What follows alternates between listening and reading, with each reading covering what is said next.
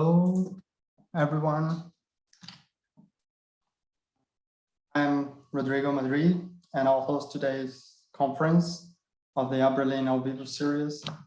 The series is an initiative of the Brazilian Linguistics Association in cooperation with the Comité International Permanent des Linguistes, the Asociación de Lingüística y Filología de América Latina, la Sociedad Argentina de Estudios Lingüísticos, la Asociación Internationale de Linguistique Appliquée, the Linguistic Society of America, the Linguistics Association of Great Britain, Societas Lingüística Europea, the Australian Linguistic Society, the British Association of Applied Linguistics, and la Sociedad Española de Lingüística. The conference today will be given by Professor Thomas Herbst, who's the director and founding member of the Interdisciplinary Center for Research on Lexicography, Valency, and Collocation at the Friedrich Alexander University, Erlangen-Nuremberg, where he's also the head of chair of English Philology and Linguistics in the Department of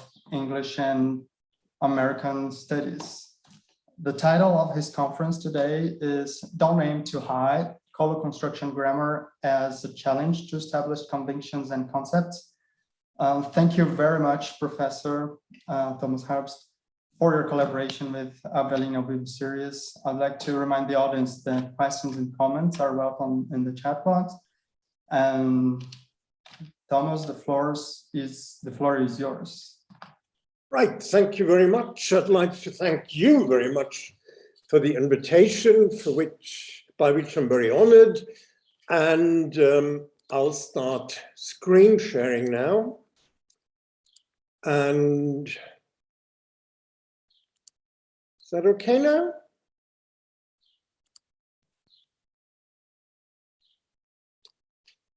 Can you see my slides? Well, I hope you do, otherwise somebody would tell me. Okay, Don't Aim Too High is the title of my talk today, and I'll explain what I mean by that later on. Just a few words. You just mentioned that I'm working in linguistics in the English department of a German university. The University of Erlangen-Nuremberg was founded in 1743 and as such has got a long history to look back upon to, but not all the buildings we teach in. The one on the right-hand side is the university administration, of course, are as nice as these two. This is where the English department is located. And I mention the English department because in Germany we don't have very many linguistics departments.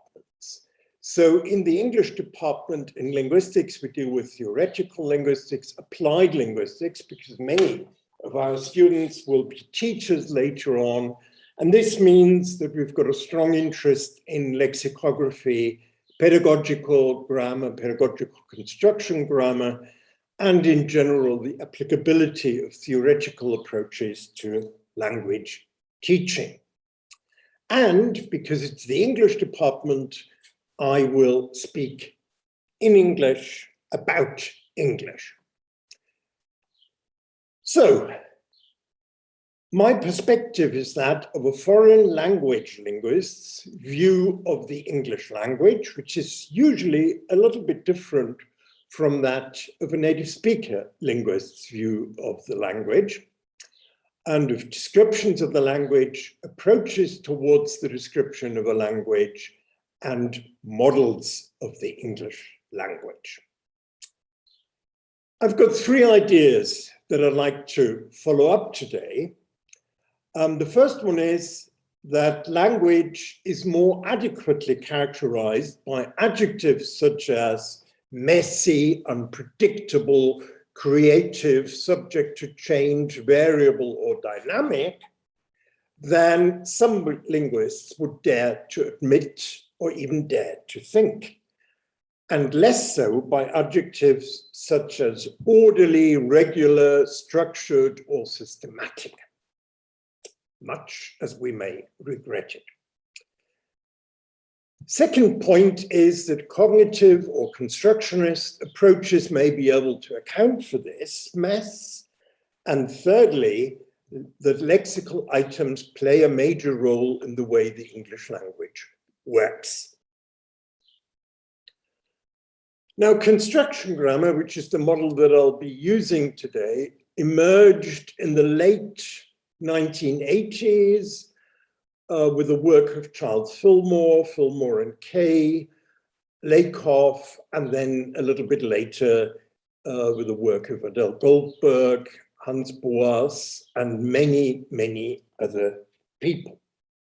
It's closely related to cognitive grammar as developed by Langecker and exemplar theory in the form that John Bybee has outlined it, for example. Furthermore, it's usage-based, and it's related to usage-based theories of language acquisition, such as Tomasello's model or Dombrovskis and Leaven's account of early language learning, which I'll be drawing upon later. And as I'm sure you know, construction grammar comes in various sub-theories. So the models by Fillmore and Kay are usually known as Berkeley construction grammar. We get cognitive construction grammar represented by Adele Goldberg, radical construction grammar in the work of Bill Croft, sign-based construction grammar, fluid construction grammar, and a few other models. For surveys, I can refer you to Hoffman and Trousdale's Oxford Handbook of Construction Grammar, or a volume by Fischer and Stefanovic, published in 2006, or in particular also to Martin Hilpert's account in the Oxford Handbook of English Grammar. The basic assumptions are that a speaker's knowledge of language consists of a network of constructions, which we call a constructicon. Adele Goldberg says constructions are understood to be emergent clusters of lossy memory traces that are aligned with our high hyperdimensional conceptual space on the basis of shared form, function, and contextual dimensions. And in this definition from her 2019 book, she goes a little bit beyond the standard definition of form, meaning pairing. I would like to introduce the term usage conditions as a parallel to Searle's felicity conditions to cover all the aspects that Adele Goldberg probably means by contextual dimensions. So for instance, if I presented you with this, you'd see a German word on a blank screen or a blank piece of paper. As such, it is not particularly meaningful. Were this a map or a picture, then, of course, you would immediately see this as a piece of meaningful information. And that is also part of the contextual dimensions of when you can use a noun. Basically, you've got to have a point of reference that you are relating this noun to. Number two, knowledge of a construction comprises knowledge of its form, its meaning, and its usage conditions, follows from what I've just said. Number three, constructions vary in size and with respect to the degree of lexical fixedness or schematicity. So light is a construction, lighthouse is a construction, und is a construction. Then you get more schematic constructions, and this is modeled on Joan Bybee's account of Drive Me Crazy, where she says that drive and me and crazy are the most common items to occur in this construction. And we get the be going to construction, we get a declarative statement construction, an interrogative question construction, and so on. Then there is, according to construction grammarians, no sharp dividing line between lexis and grammar. This is something that corpus linguists like John Sinclair have pointed out, and in almost exactly the same wording by Ronald Langeker in the same year, even. Furthermore, there is no distinction between core and periphery in constructionist models.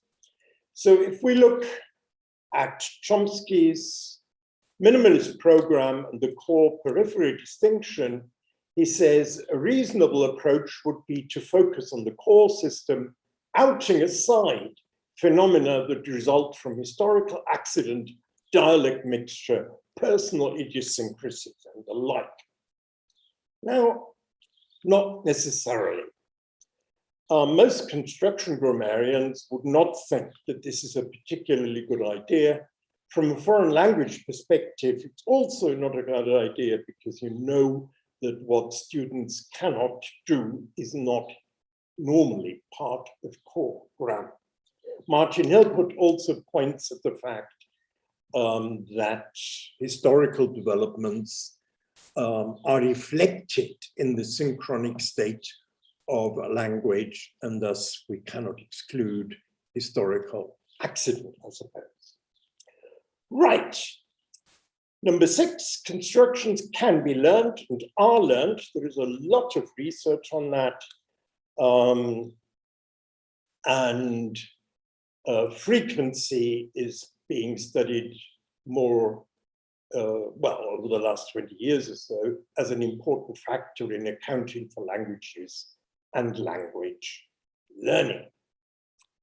Now, if we take this chart as a chart of sort of developments after de Saussure, we get a certain tradition of grammar writing, which has always existed and is mostly based on the teaching of Latin. Then we get descriptive grammars like the Huddleston and Pullum grammar or the Quirk grammars for English. And we get a development that is corpus linguistics. And in order to locate what I'm doing somehow, I'd like to look at, in particular, the relationship between valency theory and construction grammar. Valency theory being a development arising from 10 years dependency grammar. I'll be looking at corpus linguistics, obviously, and at traditional concepts of grammar as well.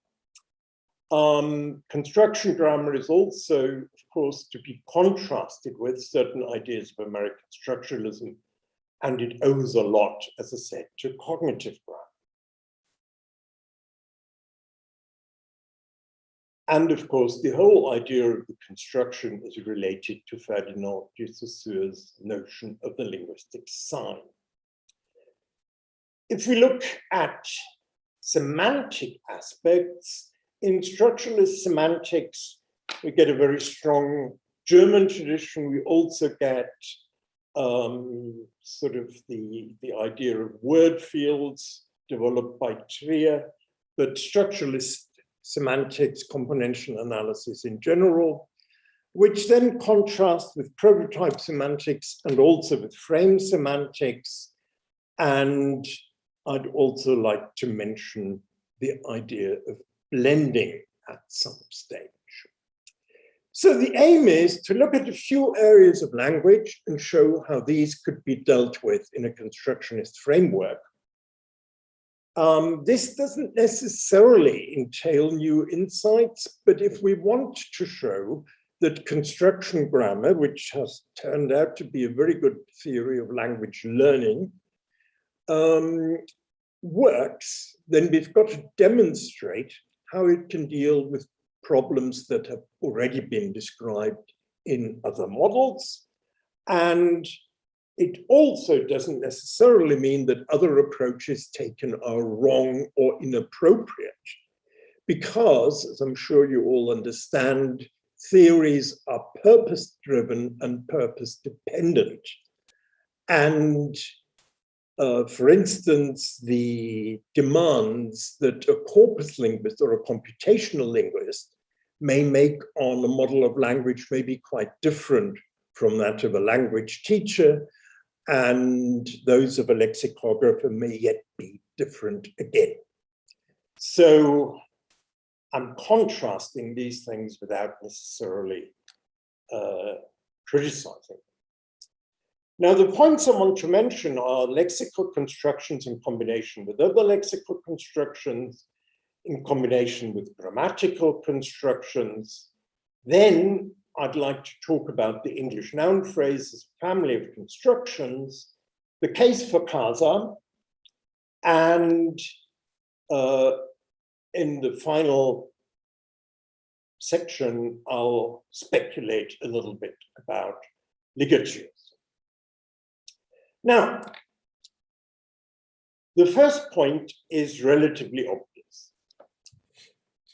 Foreign learners, and also native speakers, I suppose, will have to come to understand that white coffee is a way in English of saying coffee with milk. It would be relatively odd to deduce from that that white can mean with milk, because white wine is certainly not wine with milk, and a white car is also not a car covered by milk, and in fact, white tea is even relatively uncommon. Now, red wine is the opposite of white wine in English, just as Rotwein is in German, but in German we've got a compound, whereas in English we can argue we've got a collocation. And of course, in other languages, we get different colors used for red wine. My students tend to translate schwache tea as weak tea, if they're good, but quite a few of them would come up with feeble tea, which of course doesn't work. And this means that there is an element of arbitrariness, and interestingly, we can say drive somebody crazy, drive somebody mad, drive somebody nuts to madness, but not to or into craziness. Whereas in German, you get in den Wahnsinn treiben and you don't get wahnsinnig treiben. And of course, you don't usually drive anybody happy either. So Ron Langenker is perfectly correct when he says, becoming a fluent speaker involves learning an enormous inventory of expressions larger than words, representing usual ways of conveying certain notions. And this is very important to me. Adele Goldberg comes up with a similar conclusion in her latest book, when she says speakers tend to use familiar formulations over novel formulations that might be intended to express equivalent messages. This also implies that speakers know what the familiar formulations are. So the moral of all this is that speakers must know an awful lot about how individual words are conventionally used in their L1s, how particular meanings are conventionally expressed in their speech communities, which words combine with which other words to express a certain meaning. And all this has been described under different headings. If we take the corpus linguistic approach first, it was not just John Sinclair who found out the recurrent nature of words or word combinations in corpora, but it was John Sinclair who formulated the idiom principle as a guiding principle of language use. Then we get collocation studies, which very often are connected to foreign language teaching, such as in the work of the Erlangen linguist Franz Josef Hausmann, or Gaëtanel Gilquin in Belgium, or Dirk Siepmann, and other people. And phraseology is also basically concerned with usual word combinations. The point, however, is that construction grammar has cognitive evidence for these chunks in terms of phonetic reduction by Joan Bybee, faster processing in the volume by Norbert Schmidt on formulaic language. You find lots of experiments proving that.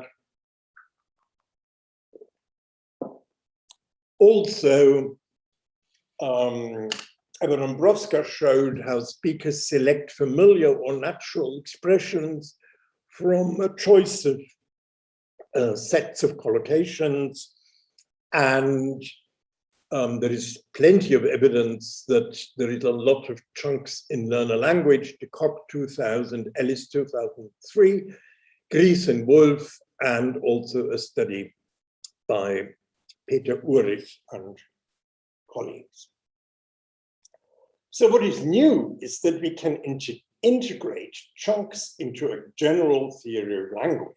Traditional phraseology was always a kind of addendum to linguistics, something that people who were interested in the origin of funny idioms would follow up, but not something that's particularly important. And this has changed, of course, in construction grammar, and also the whole view of constructions has changed from Goldberg's definition of 1995, which meant that it was non-compositional, which is exactly the kind of definition of collocation that Franz Josef Hausmann would have chosen. And in 2006, Goldberg includes candidates as constructions that are sufficiently frequent, which of course reflects the development in collocation research, where corpus linguists tend to be interested in frequent word combinations. Both aspects seem to be equally important. So let's move on to grammatical constructions. And one theory that puts items in the center of linguistic analysis is Tenier's dependency model. It was developed in the 1950s, and the book was published in 1965 after Tenier's death, and translated into several languages, into English as late as 2015, which is a very interesting historical fact, in that apparently the English-speaking world wasn't particularly interested in phrase structure, non-generative kinds of grammatical analysis until recently. And the difference is quite easy to see. If you've got something like the Zuiderzee became the Eiselmeer, then you'd have became as the highest element in a hierarchy in Tenier's model, and the two nouns depend on became, and the two articles depend on the nouns. So a dependency stemma expresses this kind of co-occurrence relationship and takes the verb as the governing element. This contrasts with the phrase structure tree, which illustrates constituency and not dependency.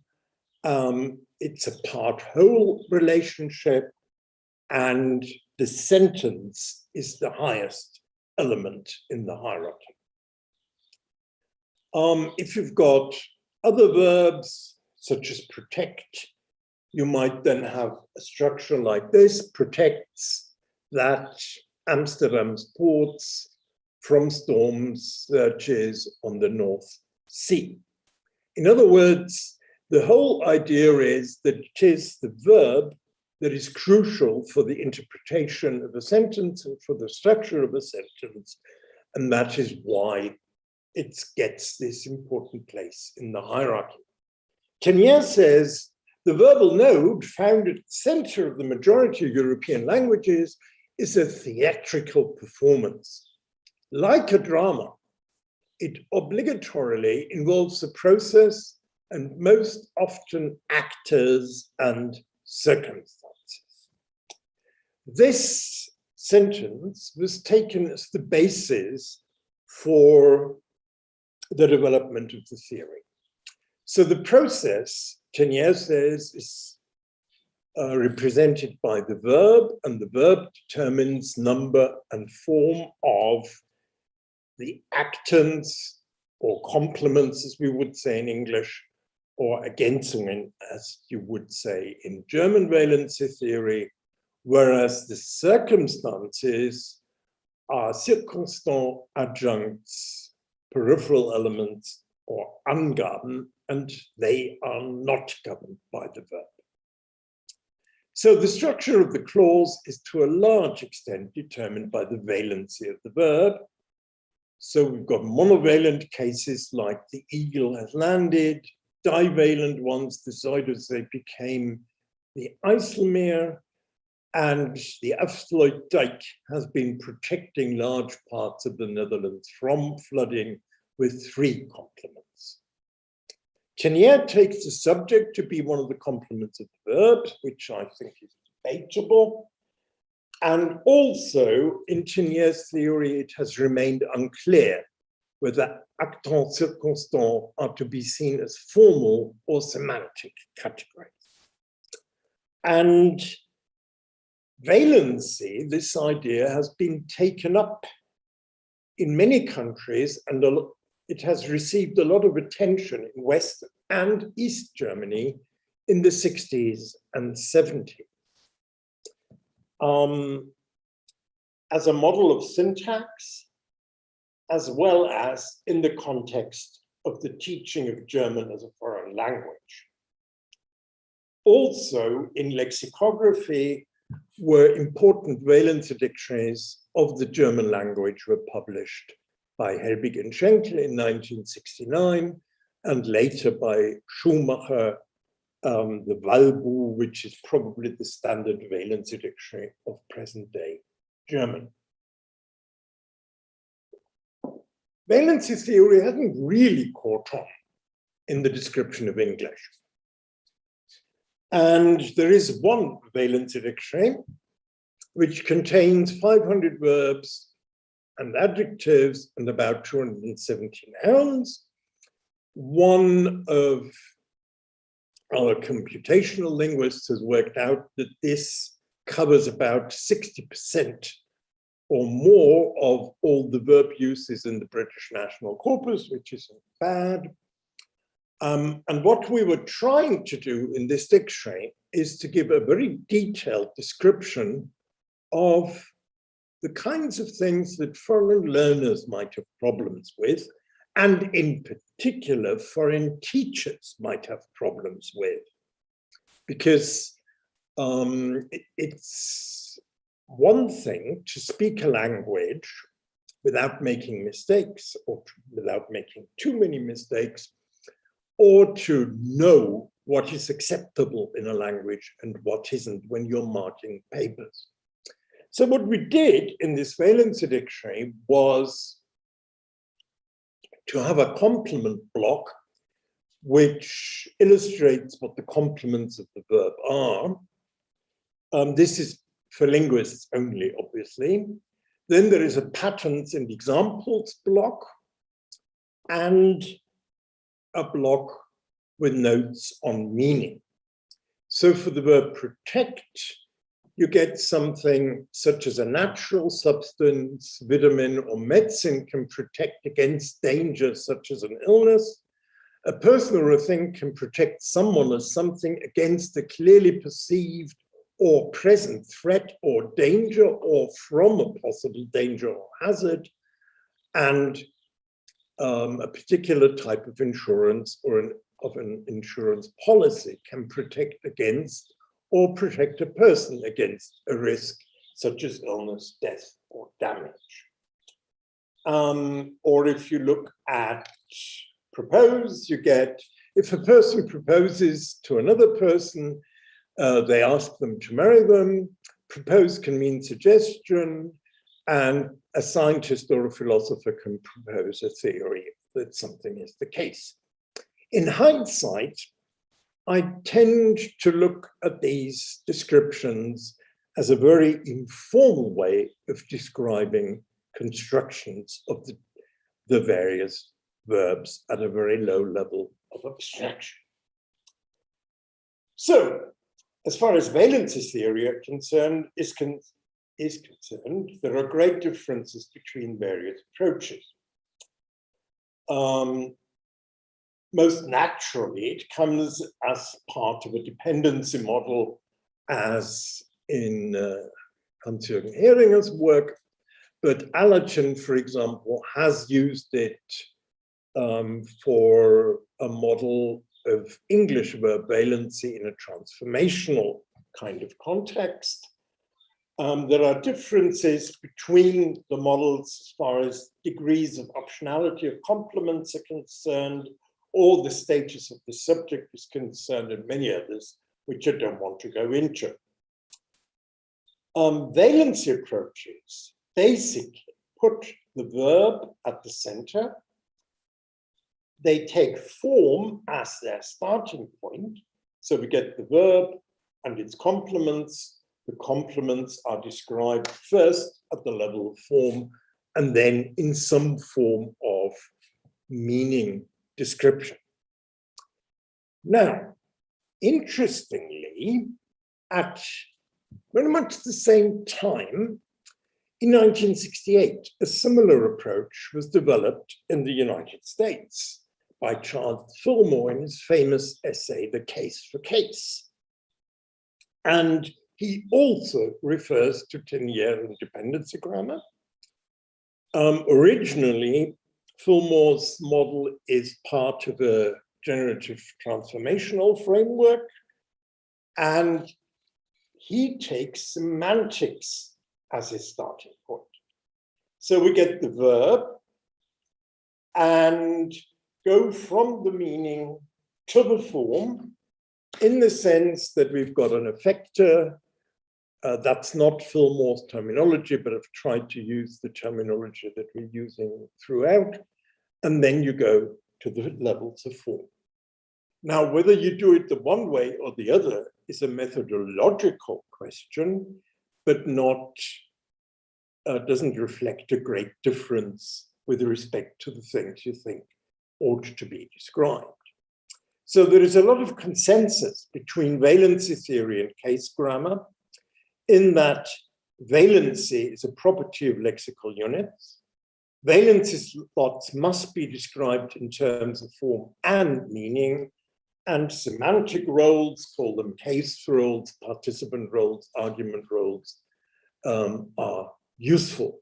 There is also a lot of cross-referencing between various valency approaches and in particular Fillmore's model, but also the aspects model of syntax in the work of Bybee and Schenker. Now, this consensus was broken up when Adele Goldberg appeared on the scene. And the constructionist perspective is slightly different. It still has a verb and 3 arguments, but Goldberg looks at them as a whole and takes a holistic view of the construction, which basically then forms the basis of her work on argument structure constructions. And the point is that she has shown that these constructions can be meaningful, that they can be learned, and that they can be used creatively, as in the famous sentence, Pat sneezed the foam off the cappuccino. And this sentence can only be interpreted if you associate a particular meaning with a grammatical pattern associated with it. And that is definitely a big plus over the other 2 theories. Goldberg, in an article published in 1992 and reprinted in 2006, says, by referring to a construction instead of a case frame, valence or subcategorization frame, I intend to underscore the point that the ditransitive construction, with a specific meaning to be detailed below, exists independently of the individual verbs that may occur with it. Yes, but not completely independently of the verbs. Because we've got a problem in that there are obvious parallels between semantic groups of verbs, nouns or adjectives, and argument structure construction. But there is no predictability. Otherwise, this valency wouldn't be such a big problem in foreign language learning. Not all items of a semantic group may occur in the same constructions, and not all items occurring in the same construction may belong to the same semantic group. This has been shown by Beth Levine's work, where she very often has other verbs as well for a particular pattern and things like that. And in particular by Hans Boas and Susan Faulhaber in her dissertation also provided a very detailed analysis of non-matches between patterns and semantic groups or other properties of the verbs. So there is a problem. You could solve that problem by adding a valency realization principle to Goldberg's two principles in construction grammar, which basically says that if there is an established valency pattern, then you don't use constructions creatively. But Adele Goldberg has put this in much more general terms by looking at it in terms of preemption. And her latest book, Explain Me This, of course, shows quite clearly that there are restrictions of this kind and that constructions and items must be connected. Sorry, that is what I've just said. I'm sure I wanted to delete that slide, sorry. The second problem is that we've got cases where we've got the same surface structure representing different constructions. Biden made Harris's putative successor is different from he made her a cup of tea.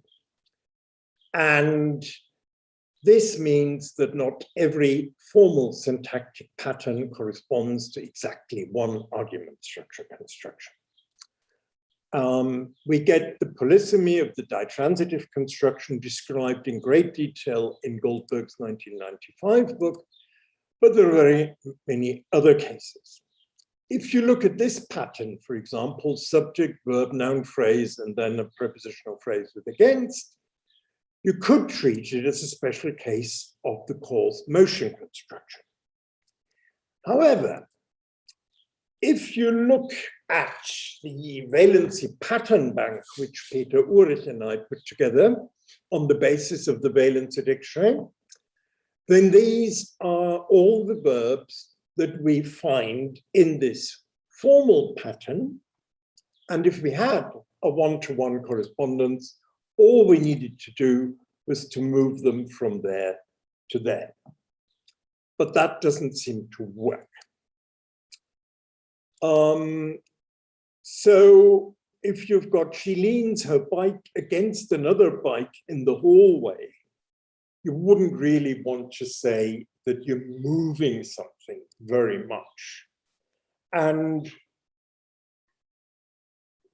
it might work in this case, but we still get quite a few other cases. Of the 53 verbs or 59 lexical units that we have in the pattern bank, we get a robin tried to fly in, knocked against the glass. So that is movement towards a goal, like leaning the bike in a way. then what you do with a demonstration to urge politicians to act against climate change, or the Fourth Amendment, which guarantees against unreasonable searches, this is action against a potential danger. Voting against and deciding against is a decision not to do something, but it's not cause motion, really. And if you've got borrow against your brokerage account, why would you borrow against your home? This means that you're giving something as a security when you want to borrow money from somebody else, which again strikes me as being slightly different. And everyone had turned against her as a change of direction and then a movement towards a goal. So in a way, it links up with the first one. Now, Peter Ulrich and I think that we could describe the first group in terms of goal obstacle, the second one in terms of potential danger, the third one is doing it would be dangerous, losing it would be dangerous, and in the end, you get a negative thing. But we can merge all these together and say something in the way of, or whatever. But we can also split them, and this is the old controversy between lumpers and splitters in lexicography. If you look at this pattern, then you get shielding the front against the glass, through the phone against the wall, defend the constitution against enemies, which is protect somebody from a danger, not to pursue a possible course of action. So we can describe these. Here we've got compare against established standards. We can describe these in terms of different constructions, which are all related, but which are not predictably related. So it would be difficult to identify one transitive against construction. This is very much in line with other research. The item relatedness of verbs and patterns has been shown in various studies. And in particular, Bill Croft and also Hampe and Schönefeld have emphasized the value of low-level generalizations rather than very abstract representations. In constructionist theory, we can simply explain this in terms, or model this in terms of a family of constructions. And for construct typography, the way out is to show the relations between constructions with the same formal pattern. So, what is new is that we're not only describing the valency of lexical units, but we look at the interaction of the meaning of a lexical item with the meaning of an argument structure construction and admit different degrees of conventionalization. Furthermore, argument structure constructions are best described by seeing frequent items as an integral part of the construction, not as being completely independent from them. And this shows the prominent role of some verbs for the learning of the construction. So Goldberg points out how important give is for the learning of the ditransitive construction. But we also have to relate items to the construction because of the preemption that you cannot say, she explained me this, and also the accessibility of items that occur frequently in a construction tends to be higher. And in many cases, it may be appropriate to speak of a family of related constructions and low-level or verb class specific constructions rather than to go for the big thing. Not all grammatical constructions require such lexical specifications. So we get sentence type constructions, the declarative statement construction, or tense and aspect constructions where you find hardly any lexical bias for a particular verb or whatever. And in an adjective construction, which Adele Goldberg has now renamed the gossip construction, which is things, it was nice of you to do that. The nice of you construction takes all adjectives that can be used to express an evaluation of a person in the light of something they have done. And so there are different degrees of lexical links, but we've got to account for these. And this means that we need a new type of reference work, namely a constructicon. There are various constructicon projects, most of them are linked with FrameNet for Swedish, for English, for German, for Japanese, and Brazilian Portuguese. There is also a Birmingham constructing project by Amanda Patton and Flora Perec. And there will be the CASA Constructicon, we hope, which is something that I'm working on at the moment with Thomas Hoffmann and Peter Ulrich. And it's based on the Valency dictionary and on CASA. And CASA is something that doesn't yet exist, but Thomas Hoffmann and I are working on it, and it's hopefully going to be a book called A Construction Grammar Approach to Syntactic Analysis, which is intended as a textbook on syntax for students of English linguistics. And it's based on construction grammar principles, simply because we want future teachers to realize that language and language use is driven by constructions. And that's why we want them to do things with constructions. Okay, and that was the line which is missing, that we need a new type of reference tool, that is the constructicon.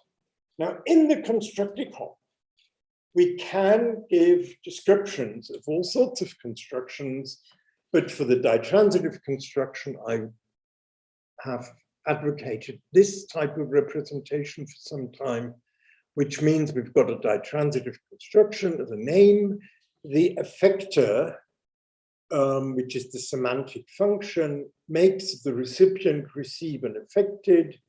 We give an indication of form, subject, object, noun phrase, of argument roles, of the collo profiles. And as you can see here, according to the analysis of the British National Corpus, more than 50% of all uses of the ditransitive constructions are made up by the verb give in some form or another, followed by tell, offer, cost, show, bring, send.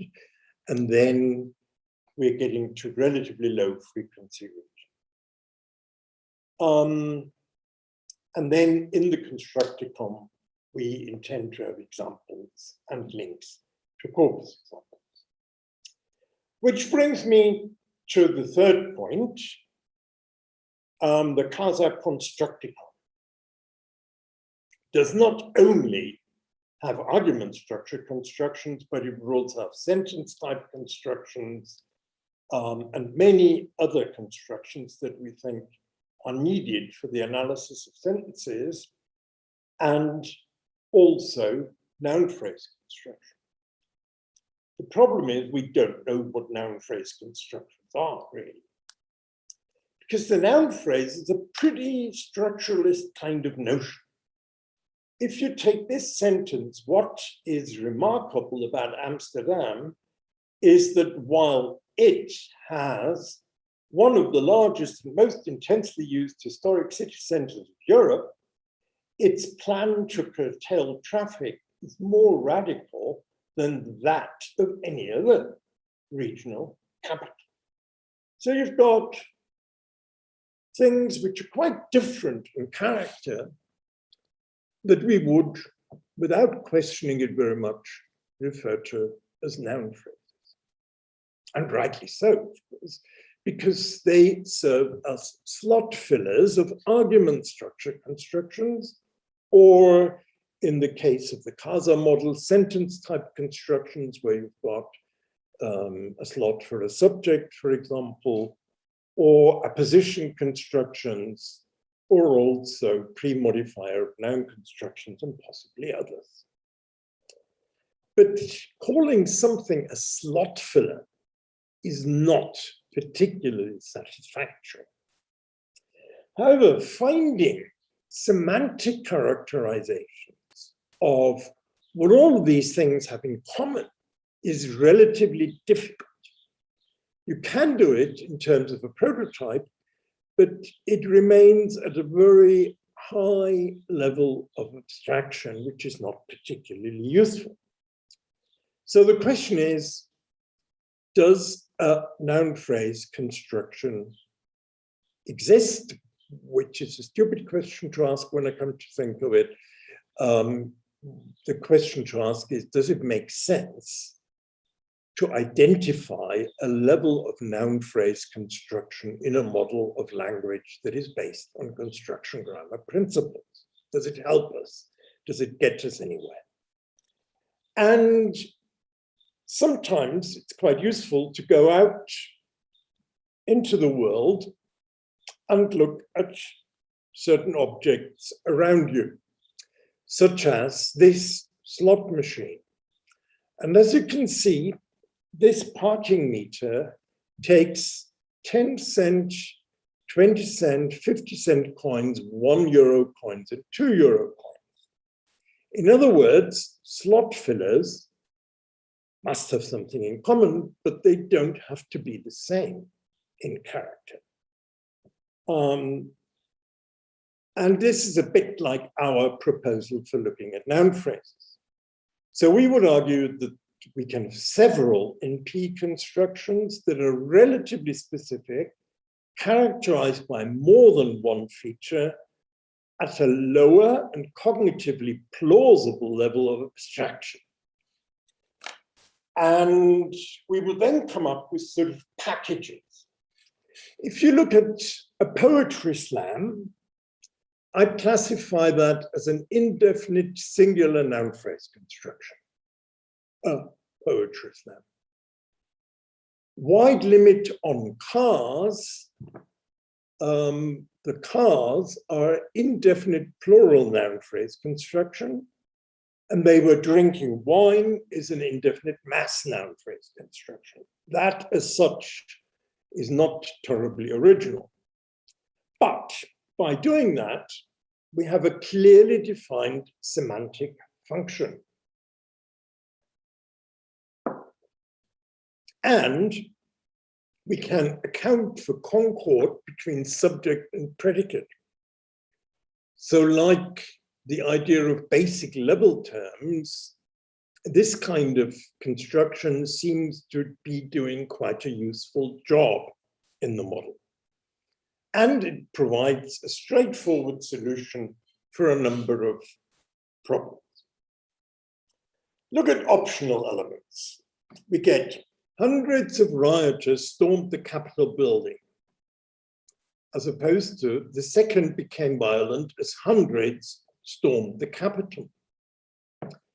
Now, if we describe this in terms of a vague quantifier and P construction, we can do it in a way that we've got an indication of quantity, and then either a linguistic realization of what the quantity refers to, or we take it as contextual knowledge. In other words, we can explain hundreds of rioters and hundreds in the two sentences referring to the same construction.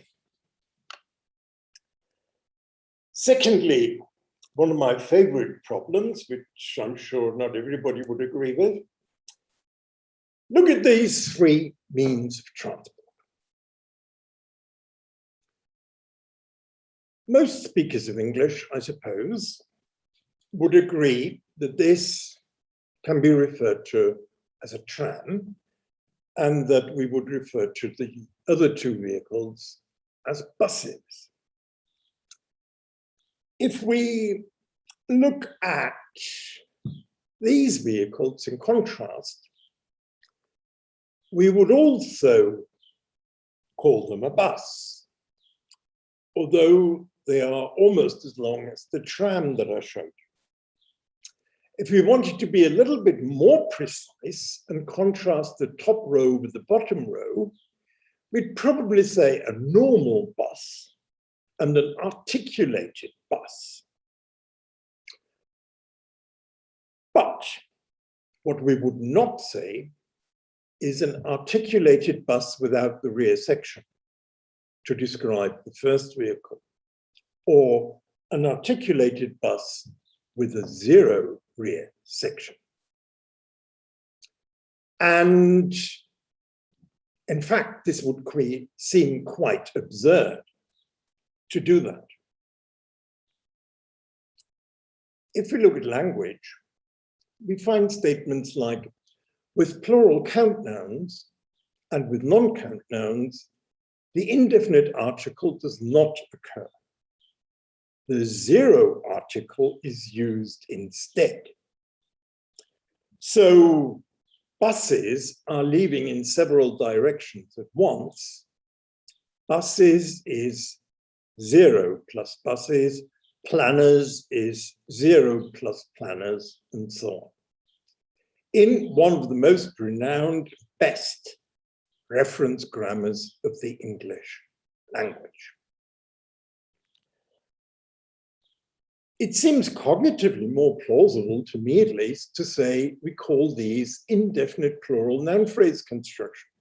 A noun phrase construction because they can occur in a noun phrase slot, and indefinite because they are indefinite, and plural because they're plural. And we don't have to see them in a paradigmatic contrast with other ways of referring to things in which we would use determiners. Here we simply don't. And we're in a very similar vein. If you look at some wine, oh, wine, would you like some? Did you pick a Pinot Grigio? He apparently had some at home. Again, do we have two words some, a determiner and a pronoun, with the same meaning? The Adele grammars would say that. They would describe some as a determiner in 35A and as a pronoun in 35B and 35C. Also, they would say that some wine, some fulfills the function of a determinative element, whereas in B and C, it is the head of a noun phrase, which is a little circular because that is already entailed in the definition of the word classes.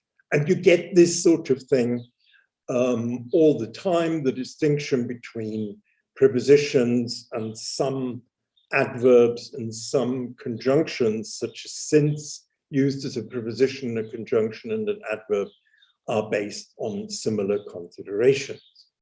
Now, if we simply say some is a general quantifier, like any, all, both, enough, several, and many, and then it can be used together with an explicit mention of the referent indicated by the N in the first line, or if it's clear from the context with a contextual anchor, then we don't have much of a problem in terms of classification.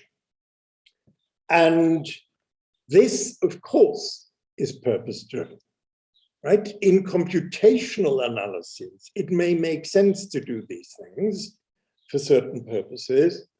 From a cognitive point of view, I doubt it.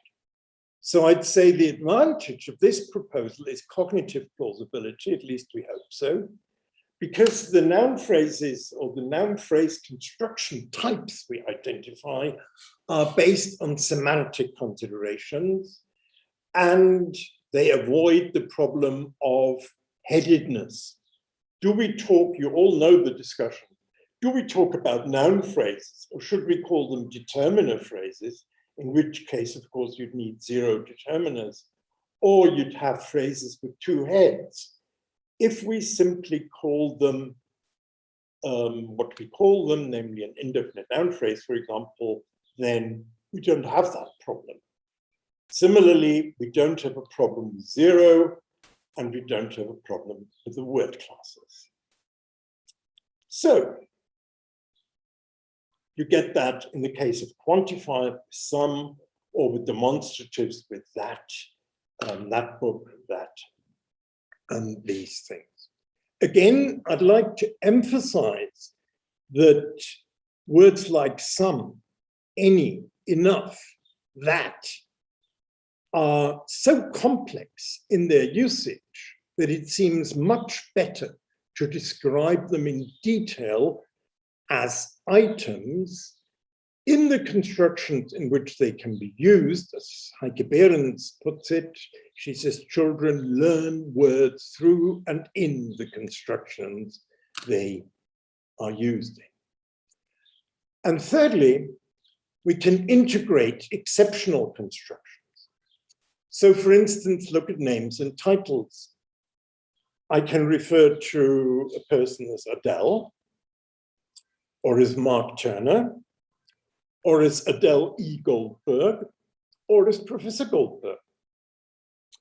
And there is a pattern to this, or there are patterns to this, very language-specific or culture-specific patterns even. So we get Sir Randolph, Lord Quirk, and Elizabeth II. All of these can be seen as mini constructions in their own right. And if we call them a name title construction or whatever, and make it clear that they can be used in noun phrase slots, we've got a clearly describable category, and we don't have to bother about whether Professor and Professor Goldberg is an apposition or whether Goldberg is a post-modifier, professor, or what have you. And finally, adjective constructions like the Dutch, the rich, the abstract can easily be integrated in such a model. So the conclusion is NP constructions seem to me to be more sensibly described as a family of constructions. Now, this brings me to CASA, which is joint work with Thomas Hoffmann, as I said, and is intended to become a textbook. If we look at something as a family of NP constructions, this does not mean that any formal difference leads to a new construction. If we look at the tulips, the canals of Amsterdam, one of the largest and most intensely used historic city centers of Europe. And what is to be special in Eiburg is that Amsterdam is determined to avoid the mistakes made here and elsewhere in the creation of artificial communities with crowded monotony, disastrously linked with the isolation and loneliness of each housing unit. All of the things in white we would simply call a definite plural noun phrase. This means, of course, that we have a need for pre-modifier and post-modifier constructions, as in the simple example of the harbor and the inner harbor in these two examples. So how do we do this? We've got a definite singular noun phrase construction, plural I've got here, it should be singular, and the pre-modifier of noun phrase construction. And then we can see that the two constructions share one element. And we take this to say that the one construction can be integrated into the other on the basis of overlap. And since this can be done more than once, we've got the idea of recursiveness, which is an important element for construction status in this case. But we've also got to say that this coincides with what Adele Goldberg says, that actual utterances are typically composed of multiple constructions, and that the open slots of a construction are filled by instances of other constructions in a potentially recursive way. Now, how can we imagine that to go on? And I can see Mark Turner getting interested at this point, because I'm sure you recognize this line as part of a representation that you know very well, namely the representation of conceptual blending, where you've got a generic space, input space, one input space, two, and a blended space. And the relation between these is carried out by cross-space mapping and selective projection. Now, looking at this model, we can use it, for example, for assigning adjectives to nouns in a way. If we say we've got feel guilty as our input space 1 and have a conscience as our input space 2, we end up with have a guilty conscience or a guilty conscience. This then is an established collocation in English, but it could also work for something that is perfectly creative and created on the fly. So the idea of conceptual blending as developed by Fauconnier and Turner, and also applied by Eve Sweetser in her analysis of adjective-noun combinations, means that we can use conceptual blending for the combination of the meanings of constructions, both conventionalized or creative. And there is this very nice example of Adele Goldberg sneezing the foam off the cappuccino in a blending analysis by Fauconnier and Turner. Furthermore, we get overlap of constructions at the level of form. So, for instance, we would argue, and I'll demonstrate that in a minute, that the subject of a declarative statement construction is identical with the subject of the monotransitive construction, and therefore we can combine the declarative statement with the monotransitive construction. Of course, it depends on what you identify as a construction. Okay, so again, we've got to combine these constructions and make some abstractions there. Now, we are trying to do this in the form of CASA construction grades. CASA stands for a constructionist approach to syntactic analysis. And what we want to do pedagogically is to show that each construction that makes up a particular sentence makes a semantic contribution to the sentence as well as a formal contribution. So construction grades are not a pure constituent analysis, neither are they dependency stemmata. And if you remember the stemma that was put up by Tenier, then this is hardly a cognitively plausible way of looking at such a sentence. And we still think that we give some indirect indication of constituency and dependency in such sentences. So the sentence that I'm going to illustrate is Eiburg is going to be crisscrossed by canals. And we'd analyze that as being made up of a declarative statement construction, a present tense construction, the be going to construction, the passive construction, and a passive bimonotransitive construction. Declarative statement is a slightly clumsy term, which I quite got used to because we used it in a previous book where we took a valency approach to syntactic analysis. And in contrast with declarative question, where the declarative refers to word order and statement and question express the difference in intonation that you can get and the corresponding semantic functions for that. Now, the declarative statement construction is very simple. It means it consists of a subject. The construct consists of a subject and a finite verb. And the finite verb is the predicate or is part of the predicate.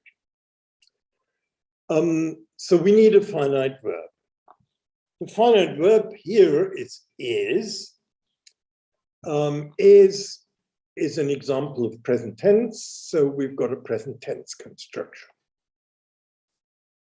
Also, we've got the be going to verb construction, which takes up the finite verb, which is, has the lexically fixed elements of going and to, and be is another verb, and it is going to rain, of course, could be any other verb, but since we've got a passive here, we've got the passive construction, which gives us this be, and then the past participle of the verb.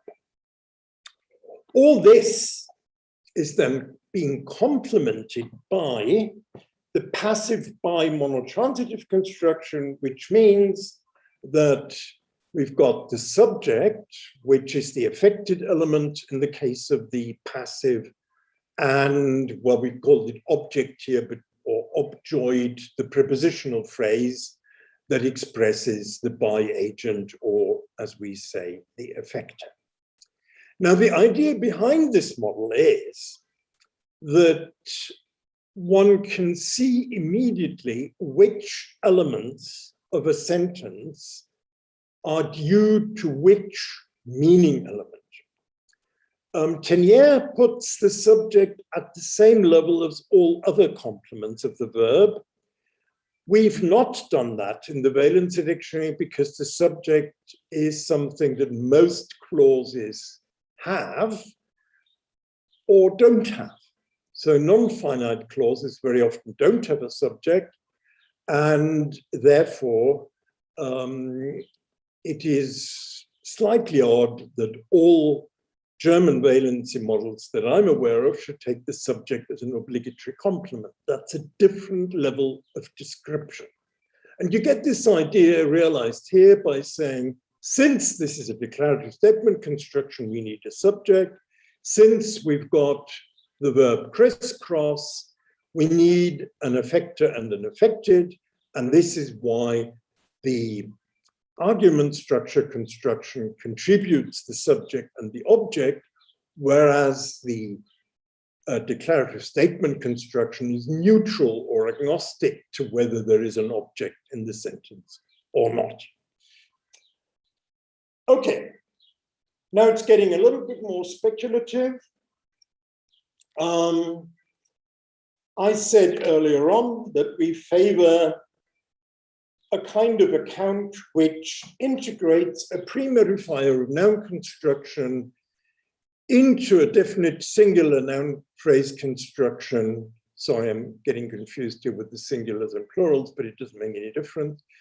And that we've got a combination of the two constructions in terms of blending. But of course, one could also argue that we've got a template of this type, that it's determiner, a pre-modifier, which can either be there or not, and the thing. How do we know? Is there any way of knowing? Certainly the adjective noun is relatively frequent. So we could make out a case for the second solution.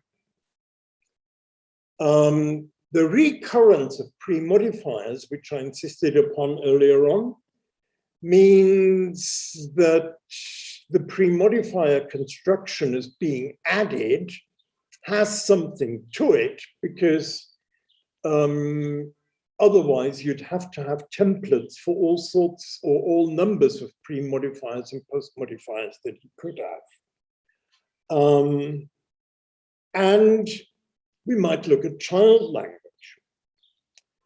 I've looked at a few of these combinations in the Thomas corpus, which was put together by Brian McWhinney and people from the Max Planck Institute. And this is a few utterances that were made when Thomas was 2 years exactly, more or less, old, and the first two pairs, 38 and 39, are utterances of the mother, 40 and 41 are utterances of the boy. But what you can see here is that you can, on the same occasion, it's 1 hour of recording, we get instances of the blue engine, the green engine, a good boy, and we get instances of the bus without an adjective, and similarly, we also get utterances with and without adjective from the boy, but of course at that stage, these are less reliable and less analyzable, perhaps. So, is there any way of knowing, or do we need to know? Child language doesn't get us very far, I would argue. Here, however, we have a kind of compromise situation. The difference between this graph and the one that I've shown, the ones that I've shown you before, is the pre-modifier of noun construction has been darkened a little bit, which means that perhaps speakers have a determiner pre-modifier thing construction, but they can analyze it in terms of being composed of a determiner plus thing and a pre-modifier of noun construction. Maybe some speakers do that and others don't. I'd like to call such constructions ligature constructions because they are like a ligature. You combine two letters that form a new letter, and you can still recognize the old one, but the sound value of this one is different from a and e, for example, if we look at phonetic transcription. So ligature could be described here in terms of a definite singular noun phrase and a pre-modifier of noun construction. And then we could argue that ligature is in the very nature of construction grammar, that highly frequent combinations get entrenched, and the idea of ligature accounts for the chunking that we're getting and the analyzability. So if you look at things like, would you like a glass of wine? Would you analyze that as a head glass and a post modifier of wine? Or would you say we've got a determiner, glass of, plus wine? And say that a glass of is maybe more central as a determining element than simply glass as a head, or in maybe a more extreme example like the one in 31. Would you want to analyze one of the largest and most intensely used historic city centers of Europe as being headed by one and a post modifier of wine? Or would you say the determiner is one of them?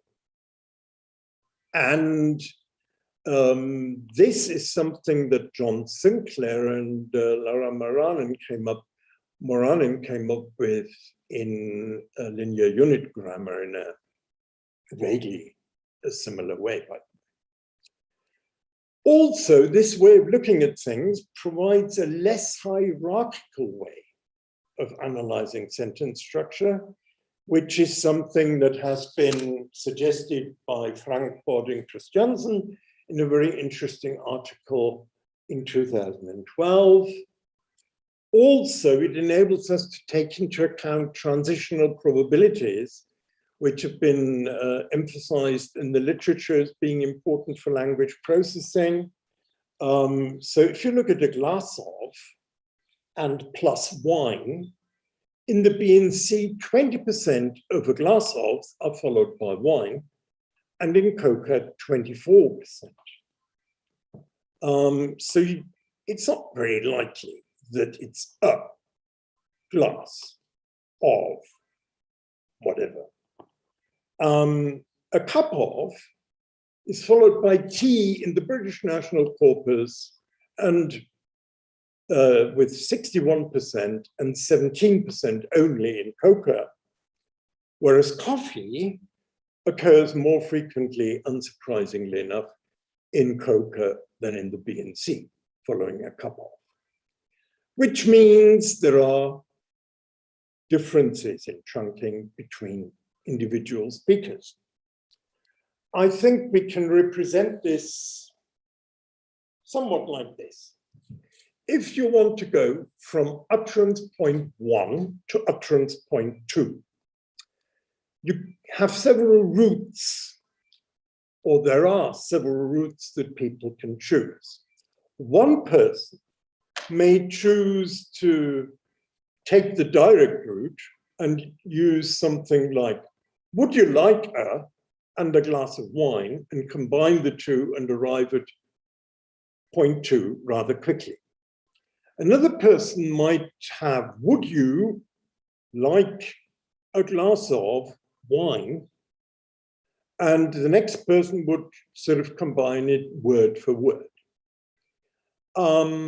There is a lot to say in favor of dual processing, multiple processing, and different speakers may do different things. Now, if we look at this in terms of neuroscience, and this is bold speculation, and that I wouldn't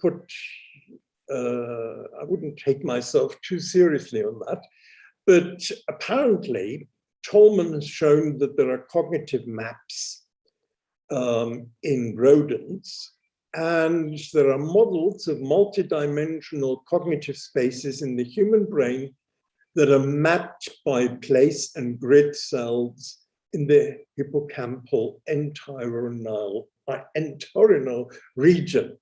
I was quite interested, my attention was drawn to this statement. These findings suggest a mnemonic gradient along the hippocampal long axis in humans, paralleling the differences in granularity of spatial representations along the dorsoventral axis of the rodent hippocampus. The most detailed representation might allow for fine-grained discrimination of locations in cognitive space, whereas the representation of larger areas might enable inference and the generalization of behavior to never experienced stimuli and situations, not limited by the need for associations between nodes in the relational mnemonic networks. Now, in one of these articles, I found a map of navigational planning, which refers to rodents. And here you've got a fast route, a slower route, and a very slow route, so to speak, or a very detailed and a very entrenched way of doing that. Now, I'm not in any way competent to speak about this, but it seems to me a promising way to do future research on, because if we could show that such parallels are not far-fetched, then of course we'd have evidence for the multi-dimensional processing and that could be quite interesting. But as I say, as far as I'm concerned, this is pure speculation and something that I find very exciting to look at. Now, finally, a colloconstruction model of syntax, to summarize this, aims at cognitive plausibility. It attributes great importance to, the role of items and sometimes rather small classes of items in the description of some constructions. It attributes great importance to all kinds of co-occurrence or collo phenomena that have been pointed out in the literature, and to transitional probabilities and chunking. It employs less established kinds of hierarchies, such as construction grids, and is open to multiple analysis. So that is all I wanted to say, but before I finish, I would like to thank the people whom I've done a lot of work with and whose discussions and thoughts I've partly used for this talk, namely Thomas Hoffmann and Peter Ulrich. And I'd also like to thank Adele Goldberg for the very long and fruitful discussions about argument structure that we've had in the past, and Eva Dombrowska and her whole research team for the many discussions we are having every week, as well as the members of my own chair, Evelyn Balog, Armine Garibian, Michael Klotz, and Patrick Kraus, whose picture didn't arrive in time, but who's my main advisor on Euro-linguistic things. And finally, I'd like to thank the person whose hat you can see in the picture for responding to what I've just said, and to all of you for listening. Thank you very much indeed.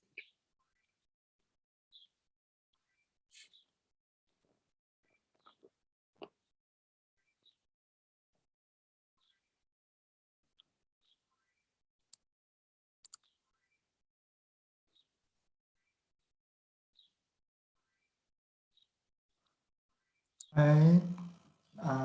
Thank you very much, Professor Herbst, for that fascinating talk.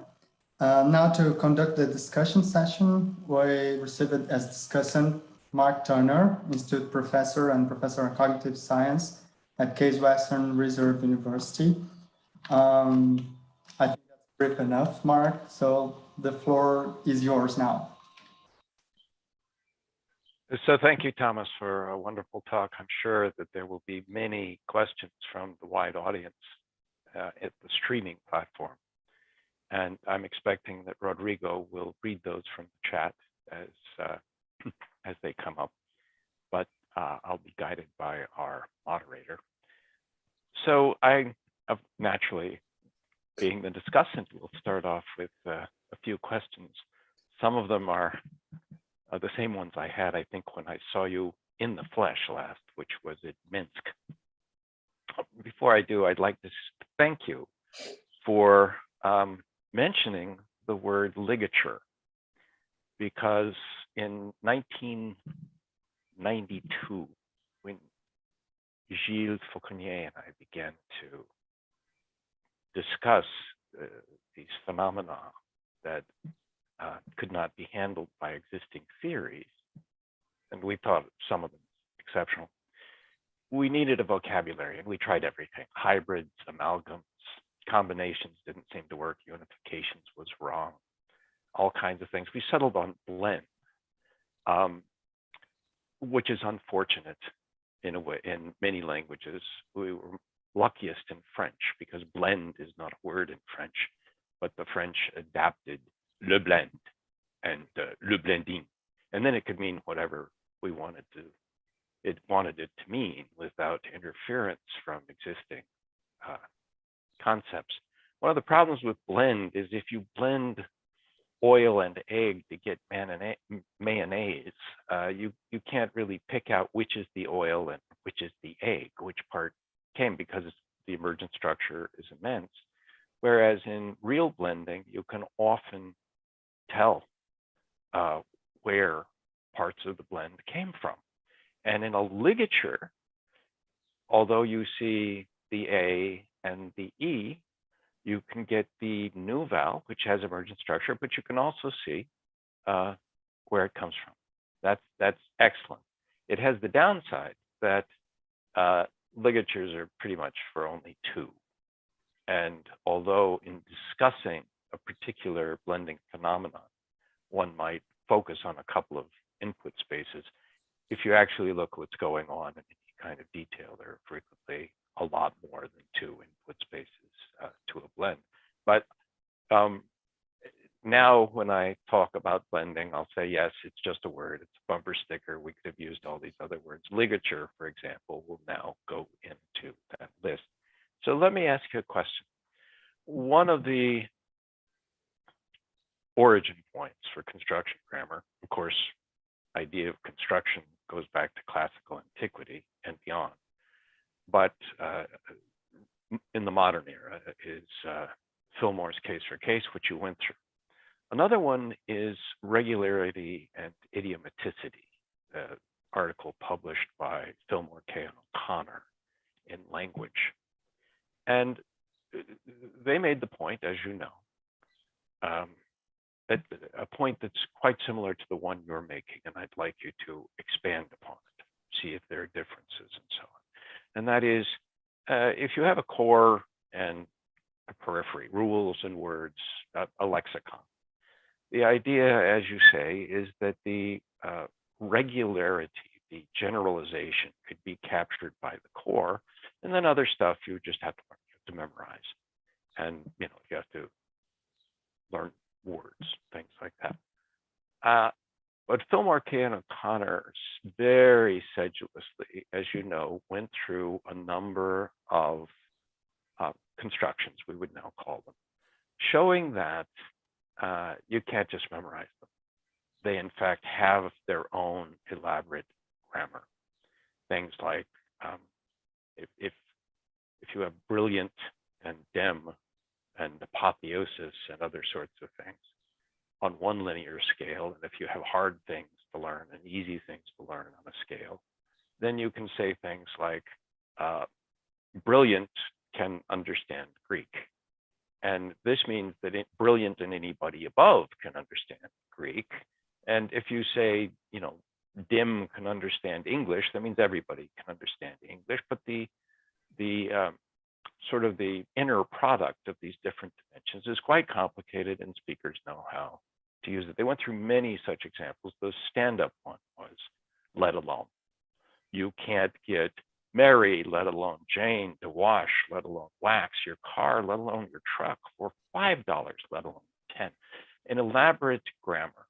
So if you were going to account for these exceptional cases, and vast continents of the language consist of exceptional cases, then you were going to need a grammatical approach, not a memorization approach for the exceptional parts. And if you got a grammatical approach, meaning generalizations and mechanisms for producing utterances and for understanding utterances, if you had that in a way that would cover the exceptional cases, which are vast and not all that exceptional, then you would get, as it were, for free, the core cases, but not the other way around. And I take it that this proposal, more richly documented and analyzed in your presentation today, is in accord with this regularity and idiomaticity notion of what is it that we're doing when we are linguists, right? That in a way, the word exceptional should be barred from linguistic discourse, and that having the idea of the core and the exceptional memorization is the wrong place to start. Can you expound on that?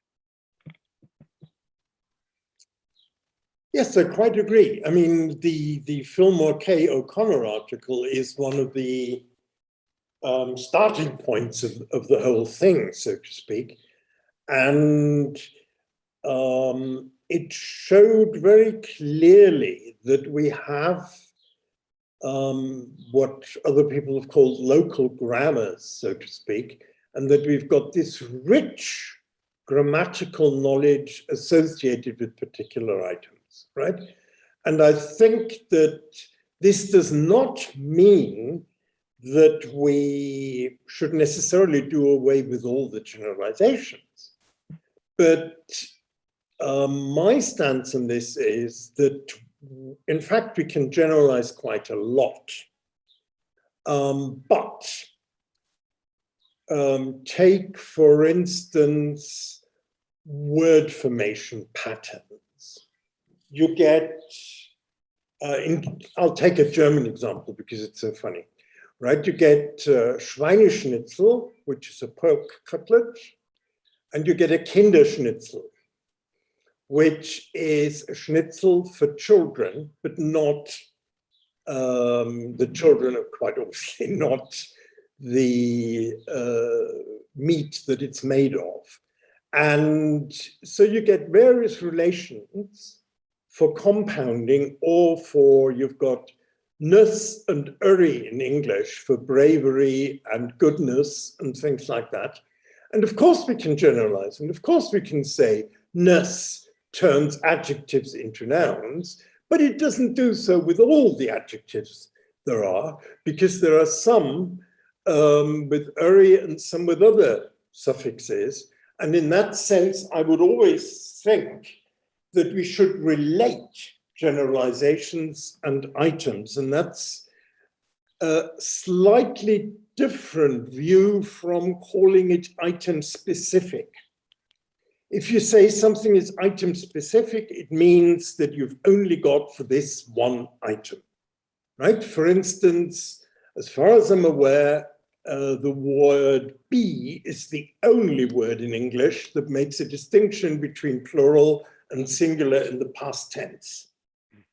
That is an item-specific property of be.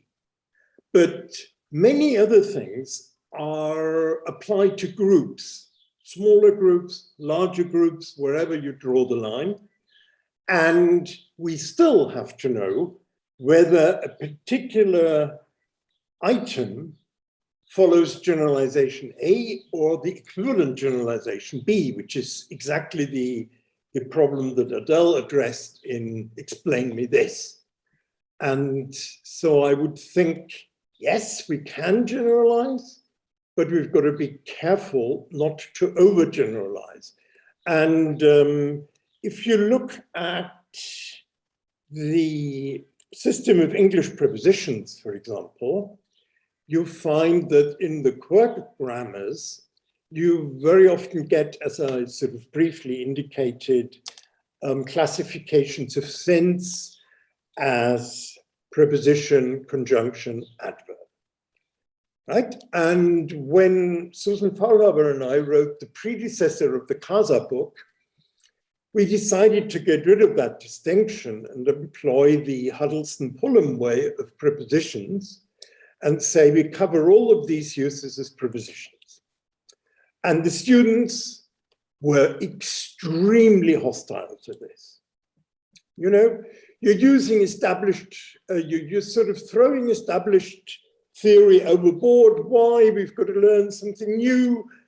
And then the week after that, we gave them a test on traditional terminology.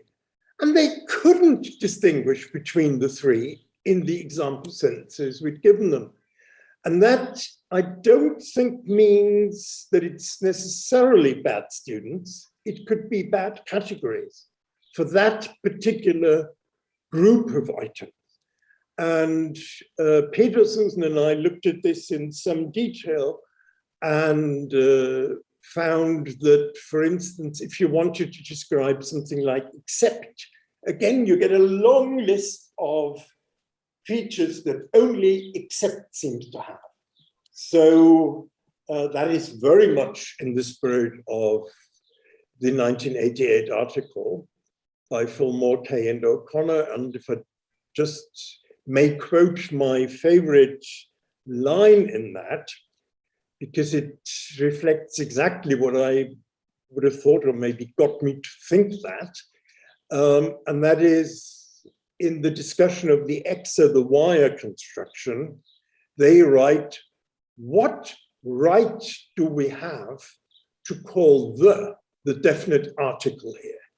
And that is a wonderful sentence. I'm quoting from memory, it's not verbatim, but it's basically what they said.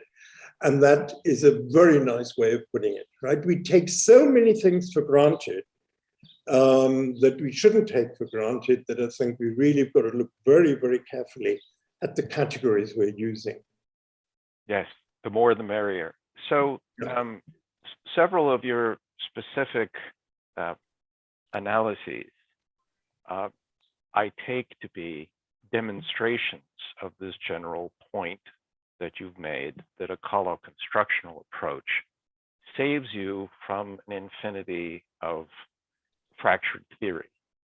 In particular, it saves you from having your core, but then repair after repair after repair after repair after repair that has to be run as something separate, cognitively very implausible, right? So talking about some and noun phrase constructions, I noticed that you had a long list of problems that that we avoid with a colloconstructional approach. So it's really a theory of what it means to have generalizations in language, and in particular an emphasis that this is not a dyadic pole where item-specific constant generalization, that you're able to have a Klein and gradients of item-sensitive constructions and the sensitivity to an item of the kinds of constructions in which it could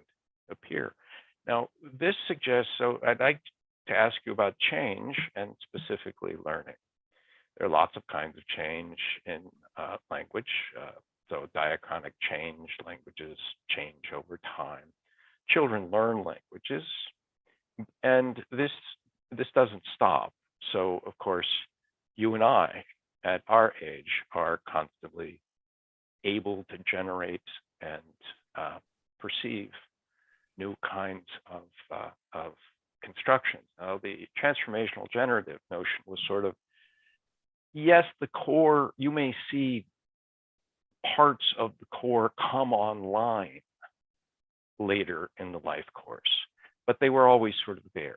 They just hadn't been activated. It's as if, Chomsky said, they were there all along. Whereas, if I understand correctly, on your view, the constructicon is under pressure to change, and changes all the time in the individual, in the community, and so on. And I'd like you to raise up into this theory of how generalizations develop the question of how the constructicon changes. And do you think that, what's the relationship between change of a language, if there is such a thing, over time, a change of an individual's production capacity, their perception and reception capacity? Because at the end of the day, we do need, if we're going to be cognitive linguists, to stipulate what are the mental operations that make these kinds of changes possible. And you went as far as discussing possibilities in neuroscience. But if Thomas Herbst were to say, okay, so here is the theory of how we have generalization, colloconstructional theory in language, what is the theory of language change and competence change that is the pair to what the corollary to your theory of generalization? So learning, change. Learning and change. Okay. One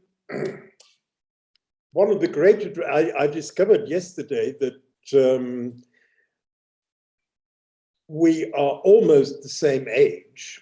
You are younger than I, but not all that much.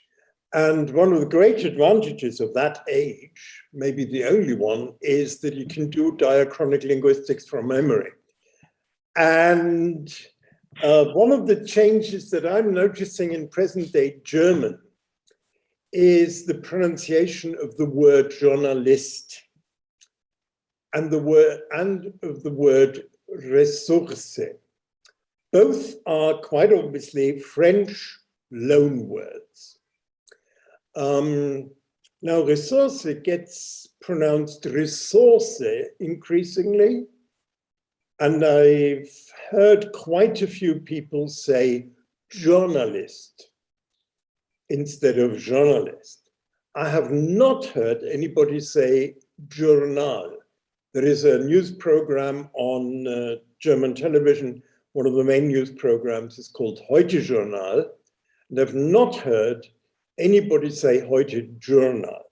And that proves a point that Joan Bybee makes in her very interesting book on language change, namely that language change happens gradually, that it is also very often tied to individual lexical items and spreads from there.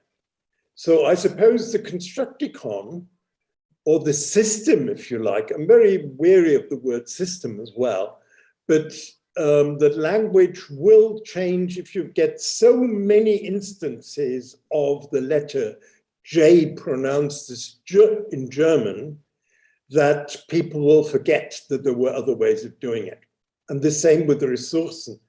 I'm pretty sure that since so many people are bilingual or almost bilingual, English and German, that we get the pronunciation of Romance loan words anglicized sooner or later. But this is a gradual process. You will find elderly people not doing it, younger people may do it more.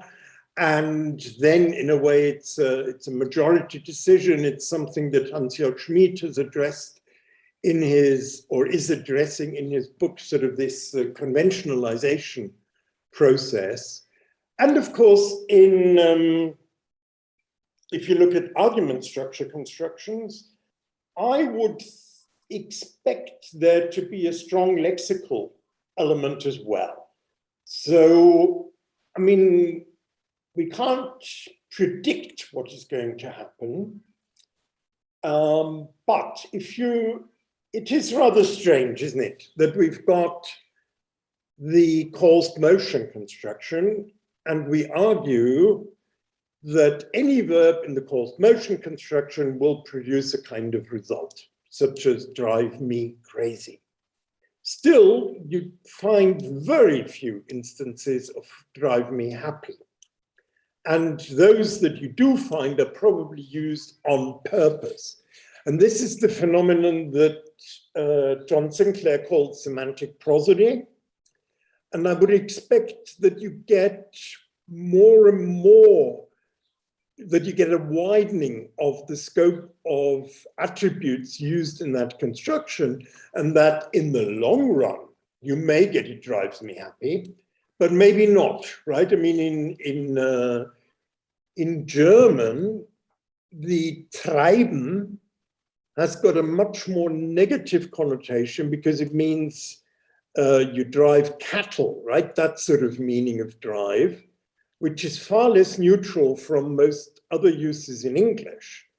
And in German, it's more or less restricted to that. So I'd expect it not to happen so easily in German. And it's really surprising to see how our present day language use is driven by these very, very old meanings and things like that.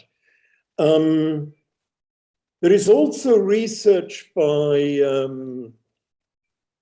Tim Colliman on changes in argument structure construction. These have to do with, again, Romance influence, and you get verbs used in the ditransitive and then they are not used in the ditransitive anymore. and vice versa. So it is, I don't know whether I don't know enough about that development to say whether there is any element of regularity there.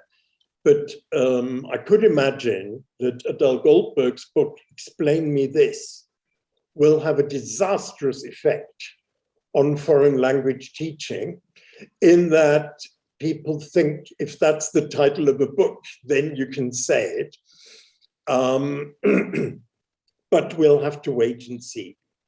And in teaching and in learning, you meant L1 or L2 learning?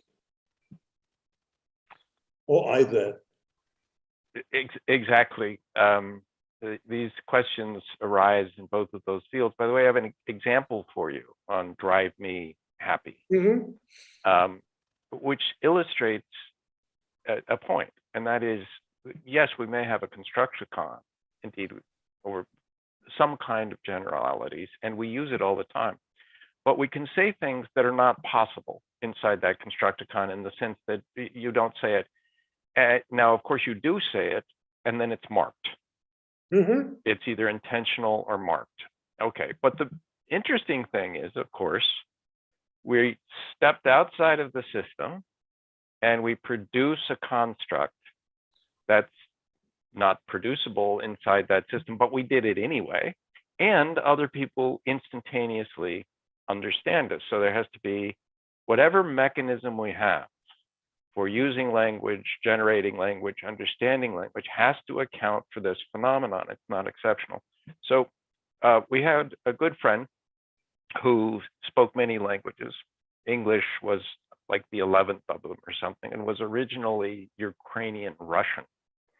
And at one point, when he was describing a friend who had a sister, he said that she drove men mild.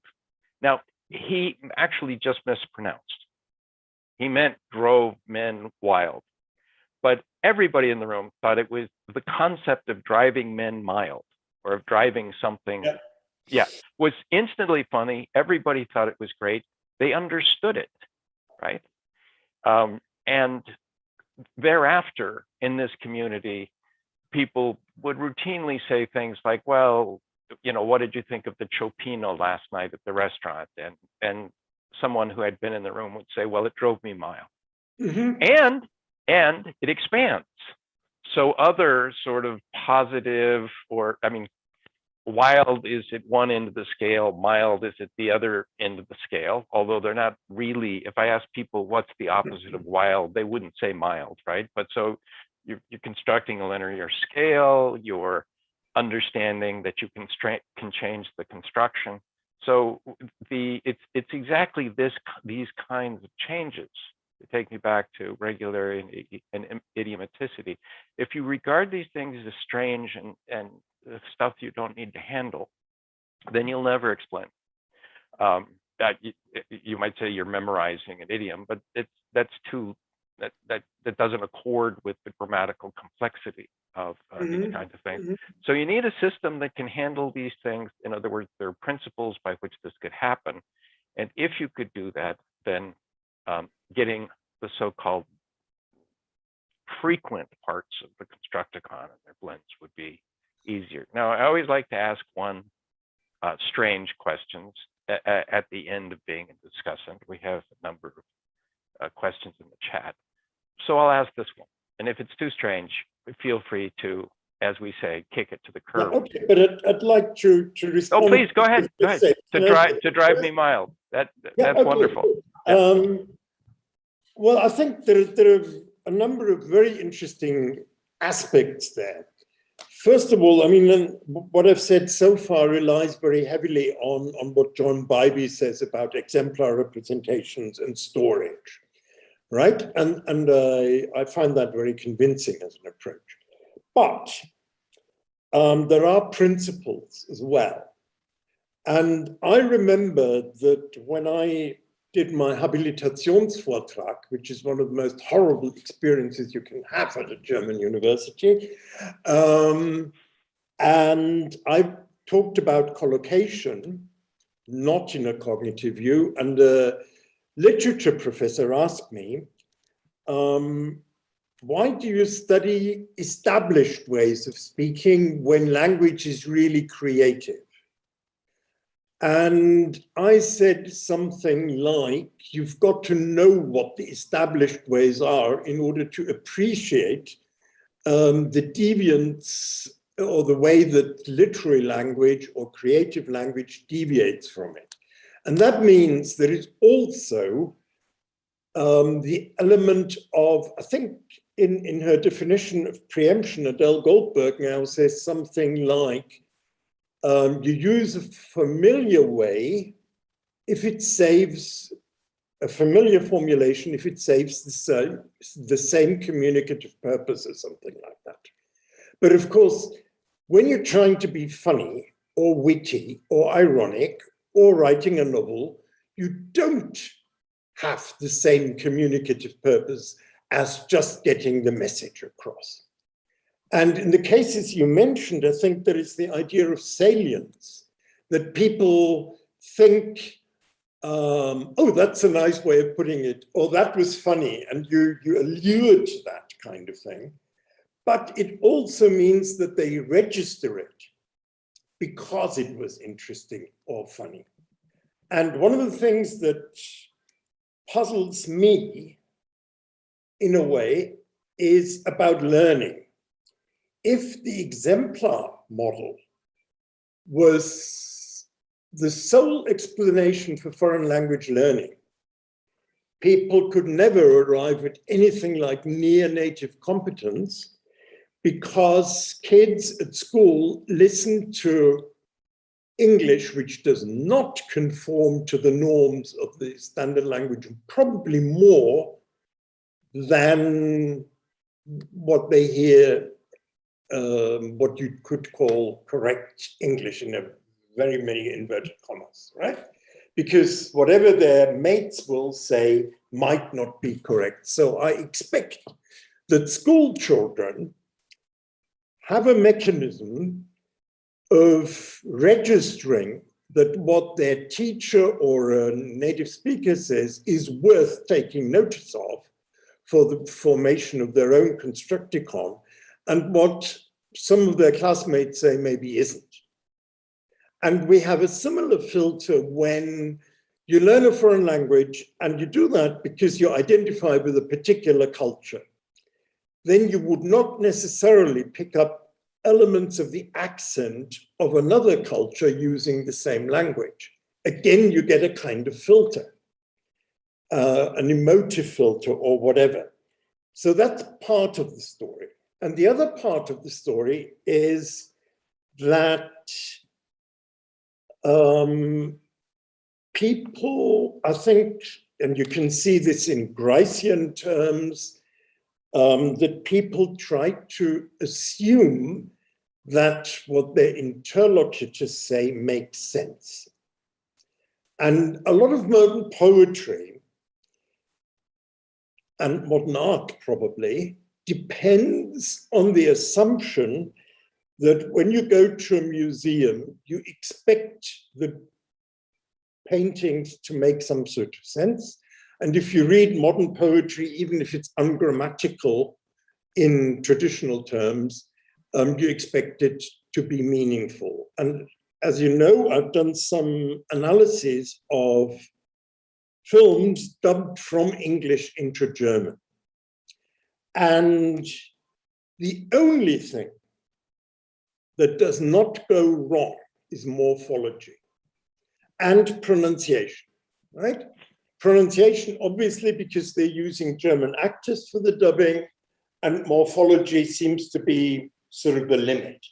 But look at deictic elements, look at collocations, look at situational appropriateness, stylistic consistency. All of these things can go wrong and nobody even notices it, right? I mean, my standard example for this is, I don't know, you may remember Dynasty.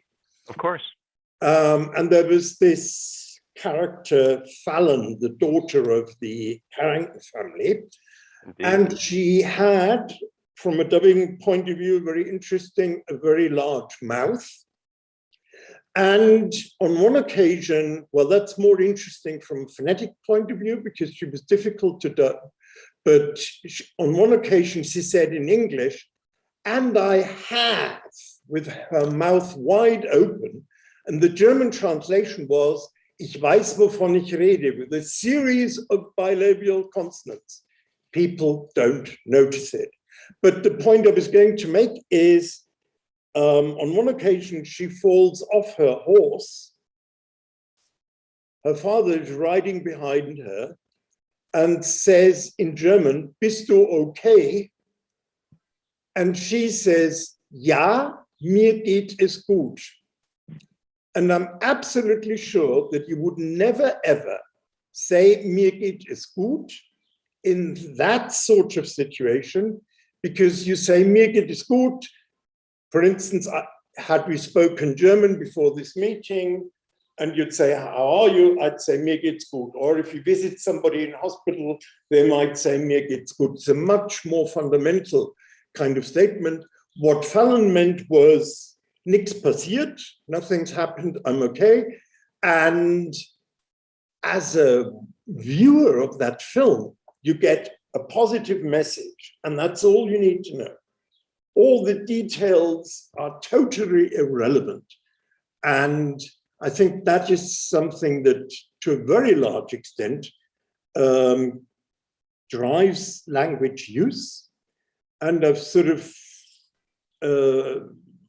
found that on German radio, I suspect if you studied it systematically, might be something for your Red Hen lab, people very often say the opposite of what they mean, and everybody knows what they mean, and it doesn't really matter, but they don't really say it. So there seems to be a level of communication that is completely outside this well-formedness discussion that we have in normal linguistic discourse or whatever. Yeah, and it's the kind of system that, of course, you have to pay attention to if you are actually trying to teach a foreign language. Mm-hmm. So the weird question is actually on that point. Remember, we're talking about here what it means to have generalizations, to change the system. If you don't like the word system, the capacity to manipulate these generalizations. And one of the places where you need something that's actually sufficient is teaching children language and watching what they're doing. Another one, what you've mentioned, is teaching someone a second language, right? Because you actually have to encounter what's real and saying, oh, well, we'll just learn core stuff, faceplant. But a third one, and this is dragging a different universe into the conversation. I just wonder what you might say, is natural language processing and natural language generation, where you have machines that need to learn generalizations. And this is actually becoming extremely good. So you may have, if you use Gmail, you may have turned off the feature that predicts what you're going to say next. And you could just tap or click or something, and it completes it with the prediction. In other words, you approve what it predicts. And I had that turned off because it was pretty bad. But about 2 months ago, it changed. And the increases in detect, we might say, it looks to us, in the capacity of the machine to detect generalizations, the evidence being that it can predict, you're likely to say one of these 3 or 4 things to complete this sentence, can even predict the next sentence, is getting to be quite impressive. Now, the system, the mechanisms that are used to do this are neural networks that do various kinds of backpropagation, for example. Very, very simple things, just tons of them. And any function can be approximated by some sum of sigmoidal functions. So it just keeps throwing in as many sigmoidals as it needs. It trains on data, vast amount of data. And the result is that you can turn it on and it will start to do things that are hilarious, but that are, from the point of view of construction grammar, awfully good. So if you take the King James Bible and you feed it to GPT-3 or BERT or MUM, out comes more King James Bible. And at a high level, the coherence just falls apart, but at the local level, it does pretty well. Now, of course, these things don't come up with drive me happy. They don't come up, that's exactly the point. They don't come up with the things that pressure the Constructicon. Their whole point is not to do that. It's to try to stay within what you do, but they will train on what you do. Now, you are a theorist of how people make generalizations and how they transform their understanding of the generalization so that language could change. The machine learning crowd for natural language processing and natural language generation has done very impressive things, but it's clearly inadequate to capture various kinds of human creativity, various kinds of change of the construction. They can't get beyond what they've already been trained on and so on. You as a colloconstructional theorist might have a view of where the machine learning approach to language generalization should start looking.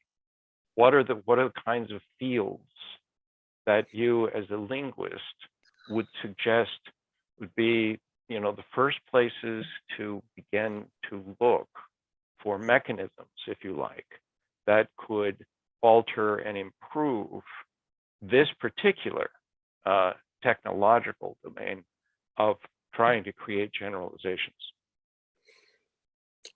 Okay, that is very difficult for me to answer, Yes. because first of all, I'm not. I said it's a weird question. Yeah. I wouldn't consider myself to be a specialist on generalization. Rather, I consider myself to be a specialist on non-generalization. But as I'm not quite sure whether your examples, when you use the word generalization, refer to the same thing that I had in mind when I said generalization.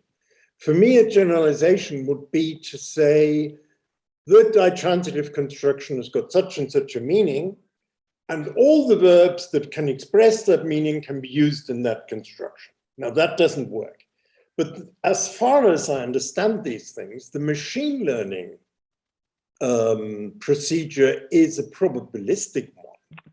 And it's exactly not working on generalized rules, but it's working on lots and lots of instances of, and the generalization is a generalization across speakers, but not across language. And in that sense, I think these systems are doing an admirable job. And I can give you a very nice example, because one of my test sentences for idiomaticity in English is that I ask students to translate the sentence, wir zwei waren ein halbes Jahr in England, right? And the point is that a good translation is, the two of us spent 6 months in Britain. So you don't have half a year, you don't have England, and you don't have we two, but the two of us, and you don't have where, but spent, right? And that is a relatively good test. If you check that in the British National Corpus, you will find that 6 months occurs by far more often than half a year. and in German corporate doesn't. However, if you look at German adverts translated by machines from English into German, you get 6 Monate. So again, there may be contact between languages influencing these things. But what I was going to say, I used DeepL the other day, or I tested DeepL and gave it that sentence, and it came up with a perfect translation, right? So the advice that I give to my colleagues in departments where they feel a little insecure about their English is say, don't try to write it in English. Use DeepL and then give it to a native speaker, and that's much more efficient because it's so good. I haven't tested it on academic texts, but I mean, this little example convinced me that it's got a very high standard for at least German and English. But to come back to the question, I don't think it's the same kind of generalization that I had in mind. And if you generalize across vast amounts of data, you end up with a tendency of that you can describe in terms of transitional probabilities and all these things that, for instance, Dagmar Dibiak's pointing out in her book on frequency effects and things like that. Yeah, I think that's exactly right. Thank you for a wonderful discussion section. I'll turn it back to the moderator and questions. Thank you very much, Mark. And I should say, I look forward to this recording being online because I will assign it to very many students in the future. Okay, thank you very much. All right, thank you, Thomas. Thank you, Mark. I think the question we had in the chat box was about learning in first and second language. I think you have already discussed that in a deeper way than the question was. And it was mine. I think I'm very satisfied. I think the question is answered already. So I'd like to thank you both again. Also some final words. I'd like to invite the audience to continue watching the Aberlin Ao Vivo Linguists Online series and join the association. Also, Thomas, you have some final remarks to the audience so we can close the session. Well, thank you very much for listening. And Mark, thanks very much for your questions and the interesting discussion. And I do apologize for it being so long. And for I don't know how often one's got to run through a PowerPoint presentation and the animation so that they are absolutely flawless, but I hope you didn't mind too much. So thank you very much indeed, and have a nice day, evening, night, wherever you are. Right, thanks a lot. Bye. Thank you. Bye-bye, everyone. I don't suppose is there any chance of changing some of the slides? I suppose there isn't, is there? I don't think so, since it was live streamed. I mean, it was just little things like the plural instead of singular.